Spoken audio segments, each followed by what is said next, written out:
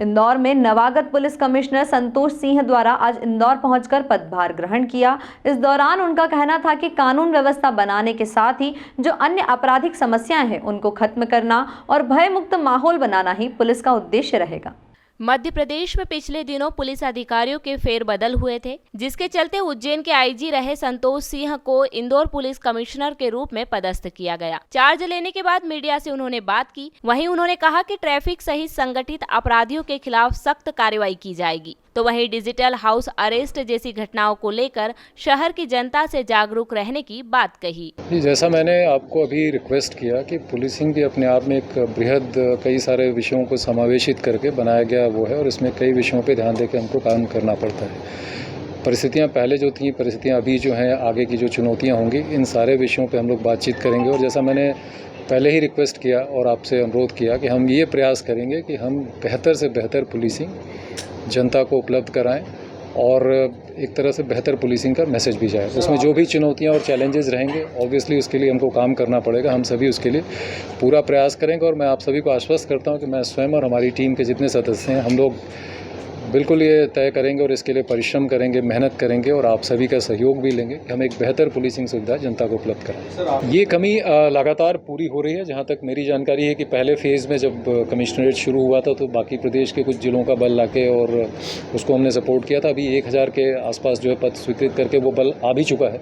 उसको मैं एक बार देख लूँगा। वो बल ने ज्वाइन कर लिया है और उसके बाद भी ये लगातार उत्तरोत्तर चलने वाली प्रक्रिया है। समय के साथ जो है बहुत सारी चीज़ें बदलती हैं, आबादी बढ़ती है, तो उसको देख के और मुझे लगता है कि शासन अभी भी हमारी भर्ती की प्रक्रिया चल ही रही है, तो ये लगातार चलेगी और मुझे लगता है कि आने वाले समय में ये सारी चीज़ें और बेहतर होंगी।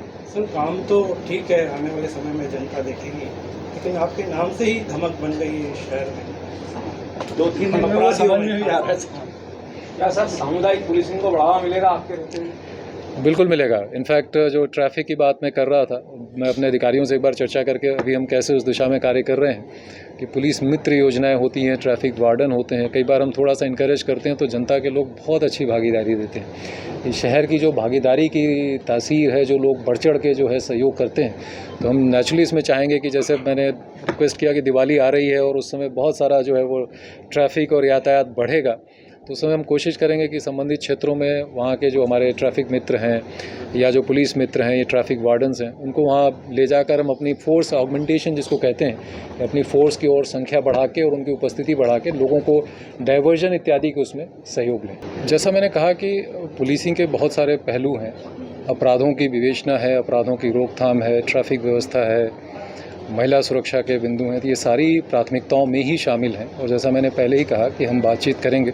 कई हमारे अधिकारी यहाँ पूर्व से ही काम करते रहे हैं और सभी ने काफ़ी अच्छा अपनी तरफ से कार्य करने का प्रयास किया है, तो उनसे बातचीत करके हम ये प्रयास करेंगे कि जो भी पॉइंट्स आप बता रहे हैं, जो बिंदु बता रहे हैं, इस दिशा में हम प्रभावी कार्रवाई करें। कार्रवाई जो है वो बहुत प्रभावी होगी और ये प्राथमिकता का विषय ही है पुलिसिंग के लिए, और इसमें जो भी कार्रवाई अपेक्षित है वो की जाएगी, त्वरित होगी, प्रभावी होगी, कहीं इसमें कोई कोताही ना हो, इसको सुनिश्चित किया जाएगा। और हम लोग इसके लिए कृत संकल्पित हैं कि महिलाओं की सुरक्षा के विषय पे एब्सोल्यूट ज़ीरो टॉलरेंस रहेगा और इस पे हम लोग बेहतर से बेहतर और प्रभावी कार्रवाई करेंगे। मैंने उस विषय को भी उसमें शामिल किया था जब मैंने पुलिसिंग के विषयों की बात की थी कि यातायात भी उसमें शामिल है। तो नेचुरली जैसा मैंने कहा कि अब एक हम देखेंगे कि क्या चुनौतियाँ हैं, फिर क्या होता है कि यातायात के बहुत सारे वो होते हैं। जैसा हमको पता ही है कि हमारे शहर में विकास के भी बहुत सारे कार्य चल रहे हैं और ये लगातार आगे बढ़ रहा शहर है और एक बड़े महानगर का स्वरूप लेता हुआ शहर है, तो उसकी जो चुनौतियाँ होंगी उसको भी ध्यान देके उस पर भी हम लोग कार्य करेंगे। यातायात में केवल इन्फोर्समेंट करा के जो है उसको बेहतर नहीं किया जा सकता। केवल हम खड़े होके हमारा जो अधिकारी या हमारे जो फील्ड ड्यूटी पे रहते हैं अधिकारी, अगर वो लगातार वहाँ पे खड़े होकर कार्य करने से बेहतर नहीं होगा। हो सकता है कुछ उसकी इंजीनियरिंग की समस्या हो, कुछ अन्य विषय हो, तो उन सबको एक समावेशित करके और प्रयास करेंगे। पुलिसिंग एस्पेक्ट जो उसका है वो भी हम बेहतर करेंगे और साथ साथ हमारे जो अन्य दीगर विभाग के लोग उनसे भी हम रिक्वेस्ट करेंगे, उनसे भी सामंजस्य करेंगे कि उसको हम और बेहतर बताएं। पर डेफिनेटली जैसा मैंने किया कि आगे बढ़ के और उत्तरोत्तर हम लोग उसमें बेहतर करने का प्रयास करेंगे। नहीं, डेफिनेटली ये आपने बहुत ही समसामयिक विषय उठाया है और न केवल इंदौर में जहाँ से मैं आ रहा हूँ, उज्जैन में भी ऐसी 2-3 घटनाएं रिसेंटली प्रकाश में आई थी। इसके दो विषय हैं। एक तो मैं आप ही के माध्यम से, क्योंकि पहली बार आप लोगों से चर्चा हो रही है और आप बहुत सशक्त माध्यम है हमारी बात जनता तक ले जाने के लिए भी।